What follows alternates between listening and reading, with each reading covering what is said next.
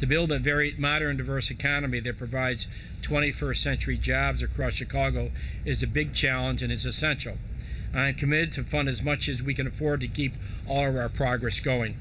Towards that goal, we are focused on our resources and executing a very comprehensive long-term strategy that truly touches every aspect of government, from new job creation, recruitment, to strengthening education, job training to support those who need it the most. One of the most critical parts of this strategy is continuing to make the capital improvements that strengthen infrastructure in every community so we lay the foundation for creating new jobs and opportunities. These projects also create jobs for the workers who carry out these projects. It sometimes gets overlooked. When I became mayor, many of our neighborhoods haven't experienced major investments.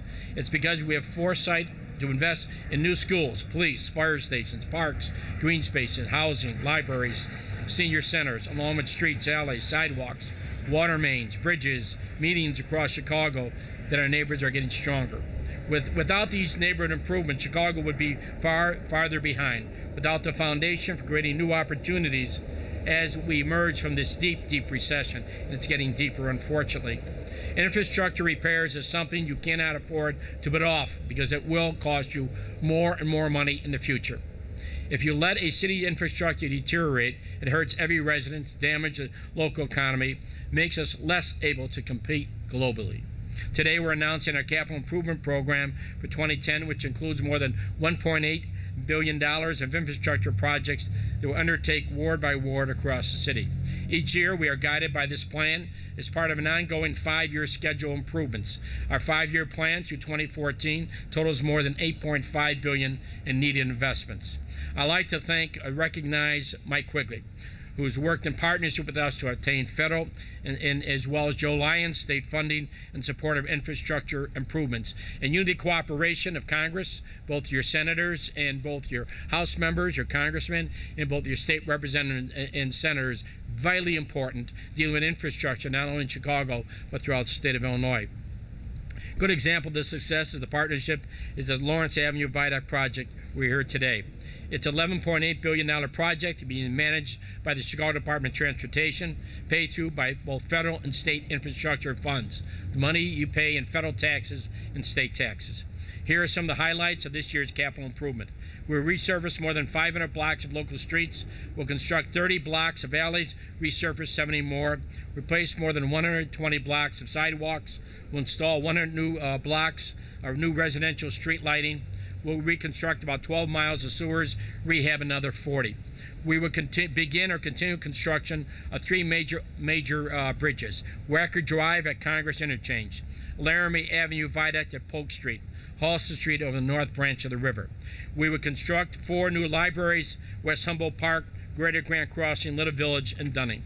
We would complete construction of the new 23rd Police District, extensive rehab work of Area 2, District 5 headquarters. The CIP will also continues our commitment to Chicago Housing Authority Plan for Transportation by funding new alleys, streets, lighting, and several CHA developments. We will continue the Shoreline Protection Project, as well as a Campus Park program, which creates open space next to all of our public school systems. And the 5-year 2010-2014 CIP includes about $4.2 billion for improvements both O'Hare and Midway International Airports, most of which will go towards the O'Hare Modernization Program. We must continue to invest in new community anchors throughout the city. By the end of this year, we will have opened 1 new library, new police station. Our parks will have 2 new beach houses, 25 new playgrounds. We'll invest $14 million for ADA accessibility improvements on sidewalks. This year, major improvements will also be made system-wide on CTA stations like the Brown Line, new signal and train control system to improve the reliability of service, as well as thousands of security cameras. By the end of 2011, we will also open 8 new schools, complete 4 major additions, and 4 major school renovations. Also in 2011, we'll open 3 new libraries, 1 firehouse, and another field house.